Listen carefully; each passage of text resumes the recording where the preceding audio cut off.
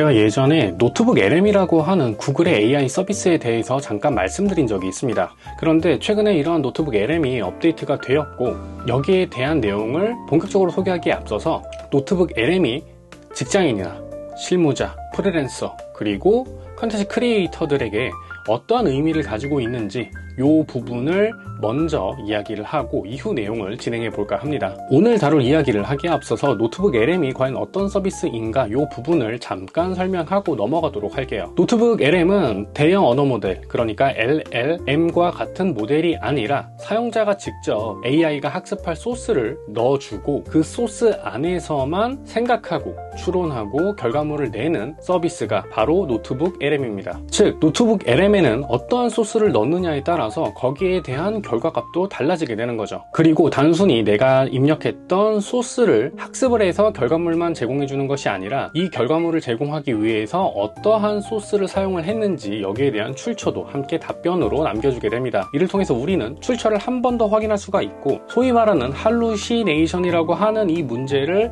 많이 감쇄시킬 수가 있게 되는 거죠. 또한 이러한 내용을 바탕으로 Q&A라던가 혹은 질의응답, 매뉴얼 작성 이런 내용들까지도 노트북 LM을 통해서 굉장히 손쉽게 진행할 수가 있게 됩니다. 자, 그러면 이러한 노트북 LM을 직장인이나 크리에이터들은 어떤 식으로 활용하고 응용할 수가 있을까요? 자, 먼저 방대한 양의 자료 조사를 진행하고자 할 때 이 노트북 LM을 활용하게 되면 입력해 놓은 소스 값들을 통해서 조금 더 명확하고 빠르게 자료 조사를 진행할 수가 있게 됩니다. 소스를 넣는 것 역시 시간이 굉장히 오래 걸리지 않느냐라고 생각하실 수 있지만 노트북 LM에서는 소스 자체를 검색할 수 있는 기능도 함께 제공을 하기 때문에 소스를 입력하는 과정이 생각보다 수월하다고 말씀드릴 수 있을 것 같고요. 그리고 이러한 소스들을 활용을 하게 되면 크리에이터라고 한다면은 스크립트의 초안을 작성을 한다거나 직장인이라고 한다면 상대방과 주고받을 메일이라던가 이런 것들을 조금 더 손쉽게 파악하고 정리할 수가 있게 됩니다. 그리고 요즘에 회의 때 녹음기나 이런 것들을 들고 가서 녹음을 한 다음에 AI 서비스에서 정리를 하는 이런 사용자분들이 굉장히 많은데 노트북 LM도 이러한 서비스를 함께 제공을 합니다. 즉 소스를 음성으로 업로드를 하게 되면 회의에 담겼던 이러한 내용들을 깔끔하게 정리해 줄 수가 있게 되고요. 그리고 컨텐츠 제작을 위해서 특정 인물과 인터뷰를 한다던가 하는 내용을 녹음했다라고 한다면 그 자체가 컨텐츠에 좋은 소스가 될 수 있기 때문에 컨텐츠 크리에이터 분들에게도 이 기능은 굉장히 유용하다라고 할 수가 있습니다. 그리고 노트북 LM에는 두 명이 대화하는 형태의 팟캐스트를 만들어 주기도 하는데 그리고 이 역시도 앞서 말씀드린 소스를 바탕으로 팟캐스트가 진행되기 때문에 라디오처럼 들으면서 손쉽게 내용을 학습할 수 있기도 합니다. 이 팟캐스트처럼 만들어준다는 이 기능을 궁금해 하실 분들이 조금 있을 것 같아서 요거는 제가 짧게 녹음본을 따와서 여러분들에게 지금 들려드리도록 하겠습니다. 그리고